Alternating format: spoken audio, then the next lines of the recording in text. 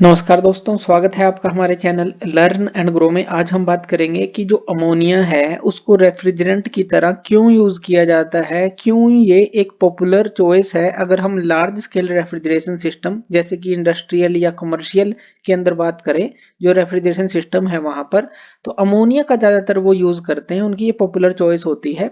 ये क्यों होती है तो इसी के बारे में जानेंगे। पहले अगर हम एक रेफ्रिजरेशन साइकिल देखें, उसके अंदर चार पार्ट होते हैं। एक छोटी सी एक ओवरव्यू ले लेते हैं। चार पार्ट होते हैं जिसमें कंप्रेसर, कंडेंसर, एक्सपेंशन वाल्व और इवेपोरेटर होता है। ये पूरा हमने साइकिल पढ़ रखी है कैसे काम करती है। सारे पार्ट इसके कनेक्टेड होते हैं। अब यहाँ पर एक रेफ्रिजरेंट घूमेगा, तभी तो वो इवेपोरेटर से हीट लेगा, यानी कि यहाँ पर वो ठंडा करेगा। यहाँ पर वो क्या करेगा, ठंडा करेगा। तो यहाँ पर लिख देते हैं कि यहाँ पर हमें कूलिंग मिलेगी। और यहाँ जो कंडेंसर है, यहाँ पर जो है वो हीट जो है आउट होती है एक तरह से। यानी कि जो ये हीट यहाँ पर आएगी, ये लेकर जाएगा रेफ्रिजरेंट, वो आगे जाकर फिर जो है कंडेंसर में फिर से वो उसको यहाँ पर दे देगा और हीट को आउट कर देगा। यानी कि यहाँ से ये कूलिंग का प्लेस है हमारा इवेपोरेटर। जैसे फ्रिज के अंदर होता है जहां पे बर्फ जमती है तो वहां पर कूलिंग होती है। तो ये सारा काम क्या करता है, जो रेफ्रिजरेंट है वो ही करता है ये सारा काम। तो ये अमोनिया अगर हम लार्ज स्केल पे देखें, वो रेफ्रिजरेंट की तरह अगर यूज होगा तो वो करेगा ये काम। अब यहाँ पर अमोनिया का यूज होता क्यों है, इस तरह की साइकिल, ये एक छोटा सा ओवरव्यू लिया कि इस तरह की साइकिल होती है ठंडा करने के लिए जो साइकिल यूज की जाती है। जैसे एसी में, रेफ्रिजरेटर में लगा लें, कहीं पर लगा लें। तो अमोनिया जो है लार्ज स्केल की बात कर रहे हैं कि बड़े बड़े प्लांट होते हैं वहां पर, और वहां पर ये यूज की जाती है। तो इसकी कुछ करेक्टरिस्टिक्स तो होंगी, तो चलिए उन्हीं की बात करते हैं जो की करेक्टरिस्टिक्स हैं। तो सबसे पहले इसकी जो करेक्टरिस्टिक्स हैं, यानी कि जो एक तरह से प्रॉपर्टीज हैं, उनको जान लेते हैं। इसकी हाई एनर्जी एफिशिएंसी होती है। इसके पास high latent heat of vaporisation होती है। इसका क्या मतलब है अब, यानी कि ये लार्ज अमाउंट ऑफ हीट जो है एब्जॉर्ब कर सकता है यहाँ से। यानी कि जो इवेपोरेटर है, एक तरह से यहाँ पर बात करें, लार्ज अमाउंट ऑफ हीट यानी कि जो हॉटनेस है वो बहुत ज्यादा अमाउंट में एब्जॉर्ब कर सकता है, जिससे कि ये एक एफिशिएंट रेफ्रिजरेंट बन जाता है। और जो रेफ्रिजरेशन सिस्टम होते हैं वो हम डिजायर्ड कूलिंग उनसे ले सकते हैं, लोअर एनर्जी कंजप्शन के साथ ले सकते हैं। अगर हम दूसरे रेफ्रिजरेंट से इसका कंपैरिजन करें, उनकी तुलना में हम बात कर रहे हैं, दूसरे रेफ्रिजरेंट सिंथेटिक हो गए, जैसे क्लोरोफ्लोरोकार्बन हो गए, हाइड्रोक्लोरोफ्लोरोकार्बन हो गए, उन सब से कंपैरिजन अगर करें तो हाई एनर्जी एफिशिएंसी, यानी कि कम हमें एनर्जी जो है कंजप्शन करनी है, ज्यादा कूलिंग हमें मिलेगी अगर छोटी सी बात लगाएं। नेक्स्ट बात कर लेते हैं, ये जो है एनवायरनमेंट के प्रति भी इसका जो नेचर है फ्रेंडलीनेस है।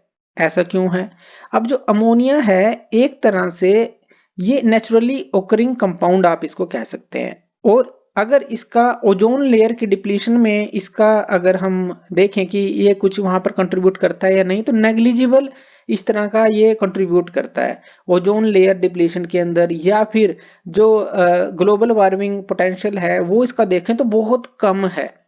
तो ये दोनों अगर काम अगर हम देखें तो ये ऐसा नहीं करता या नेग्लिजिबल अमाउंट में ये करता है। तो हम कह सकते हैं कि एनवायरमेंट फ्रेंडली ये एक तरह का रेफ्रिजरेंट होता है, इसीलिए पॉपुलर चॉइस हो जाती है एक तरह से। उसके बाद बात करें कॉस्ट इफेक्टिव, यानी कि जो अमोनिया होता है ये जो है बहुत आसानी से अवेलेबल है, और इसीलिए जो है ये इनएक्सपेंसिव बन जाता है अगर दूसरे रेफ्रिजरेंट से कंपेयर करें इसको। और इसीलिए हम कह सकते हैं कि ये कॉस्ट इफेक्टिव भी है। उसके बाद बात करें, जो हीट ट्रांसफर प्रॉपर्टी है वो इसकी एक्सीलेंट है, ऐसा कह सकते हैं। यानी कि अमोनिया की जो थर्मोडायनामिक प्रॉपर्टी होती हैं वो एक तरह से एफिशिएंट हीट ट्रांसफर के अंदर कंट्रीब्यूट करते हैं जो भी रेफ्रिजरेशन सिस्टम होगा उसके अंदर। अब ये जो है एक तरह से जो ये जो हमने हीट एक्सचेंजर लगाए, जैसे कंडेंसर की बात कर लें या इवेपोरेटर की बात कर लें, तो इस तरह के ये जो हम बनाते हैं काफी कॉम्पैक्ट बना सकते हैं, यानी कि स्मॉलर हीट एक्सचेंजर बना सकते हैं। इससे पूरा सिस्टम जो है काफी कॉम्पैक्ट बन जाता है। तो इसलिए जो है अमोनिया यहाँ पर भी एक हमें फायदा देता है। उसके बाद जो नेचुरल लीक डिटेक्शन इसके अंदर हम कह सकते हैं। अब ये इसका क्या मतलब है, अब देखिए जैसे घरों के अंदर कई बार गैस लीक हो जाती है तो उसकी स्मेल करके हमें पता चल जाता है कि कोई लीकेज हो रही है कहीं पर। इसी तरह से अमोनिया भी अगर पूरी साइकिल में घूम रहा है, कहीं पर लीक हो गया है, तो वहां पर इसकी जो स्मेल है उससे जो है एक स्ट्रॉन्ग स्मेल से जो है हमें पता चल जाता है कि अमोनिया की लीकेज है कहीं पे। तो इससे जो है एक तरह से नेचुरल हमें वार्निंग मिल जाती है और जो ये लीक है उसको हम जो है ठीक कर सकते हैं, यानी कि हमें पता चल जाता है टाइमली, हम उस पे जो है एक्शन ले सकते हैं। लेकिन इसके अलावा ये तो हमने कुछ की करैक्टरिस्टिक्स देखी, एक तरह से एडवांटेजेस कह लीजिए ये हमने देखी, इसकी कुछ ड्रॉबैक्स भी हैं, उनको भी हमें ध्यान रखना पड़ेगा। सबसे पहले अगर ड्रॉबैक्स देखें तो इसकी जो टॉक्सिसिटी है और जो फ्लेमेबिलिटी है इसका हमें ध्यान रखना होगा। अब जो अमोनिया होता है वो काफी टॉक्सिक नेचर का है और इसकी जो हाई कंसंट्रेशन है एक तरह से वो काफी नुकसान पहुंचा सकती है किसी को भी, यानी कि एक जहरीला एक तरह का ये सब्सटेंस आप कह लीजिए, कंपाउंड कह लीजिए, तो टॉक्सिक नेचर है इसका, जो कि अगर हाई कंसंट्रेशन में जो है ये काफी दिक्कत दे सकता है और ये फ्लेमेबल भी होता है। जैसे घरों के अंदर गैस अगर लीक होती है तो वो आग पकड़ सकती है अगर ज्यादा फैल जाए, अगर समय पर उसको डिटेक्ट ना किया जाए।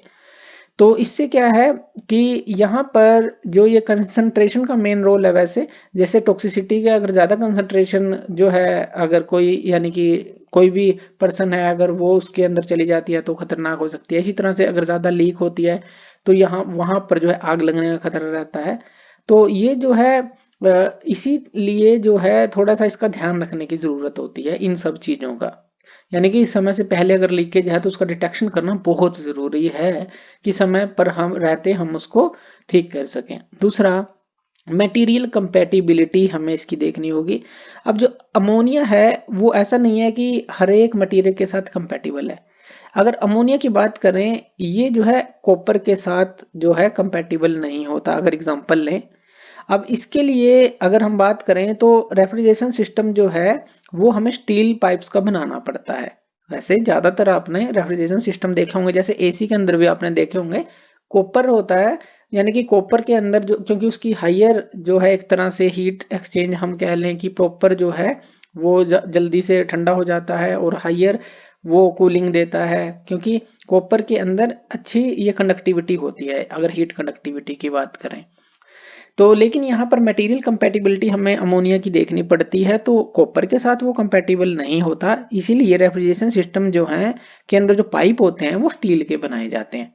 तो इस चीज का हमें ध्यान रखना है, यानी कि कंपैटिबिलिटी एक तो ड्रॉबैक हो गया। अब तीसरी बात कर लें सेफ्टी रेगुलेशंस और हैंडलिंग की, यानी कि इसके देखिए हमने पोटेंशियल हजार्ड कुछ देखे। अमोनिया रेफ्रिजरेशन सिस्टम जो होते हैं इसीलिए जो है एक स्ट्रिक्ट जो उनके ऊपर रेगुलेशन लागू होती है और जो जो भी उनको चलाते हैं इस तरह के एयर रेफ्रिजरेशन सिस्टम्स को, तो वो जो है ट्रेंड होने चाहिए एक तरह से कह लें, ताकि वो जो है उसका जो पूरी साइकिल का ध्यान रख सकें, कहीं पे लीकेज की डिटेक्शन है या इस तरह की कोई प्रॉब्लम है उनको पता होना चाहिए। तो यानी कि सेफ्टी रेगुलेशंस और हैंडलिंग जो है उसके ऊपर अगर हम देखें स्ट्रिक्ट रेगुलेशंस जो है रिक्वायर्ड है इसके लिए। तो ये कुछ ड्रॉबैक्स हैं इसके, अगर इसके ये जो फायदे हैं, वैसे ज्यादातर जो फायदे हैं अगर ट्रेंड पर्सनल है तो ये जो चीजें हैं ये एक तरह से कम की जा सकती हैं, यानी कि ट्रेंड पर्सनल है तो ये जो है इनको नामात्र माना जा सकता है, लेकिन फिर भी ड्रॉबैक्स ये इसके रहते हैं। बाकी इसीलिए इसको लार्ज स्केल पर यूज किया जाता है इन सारे फायदों की वजह से।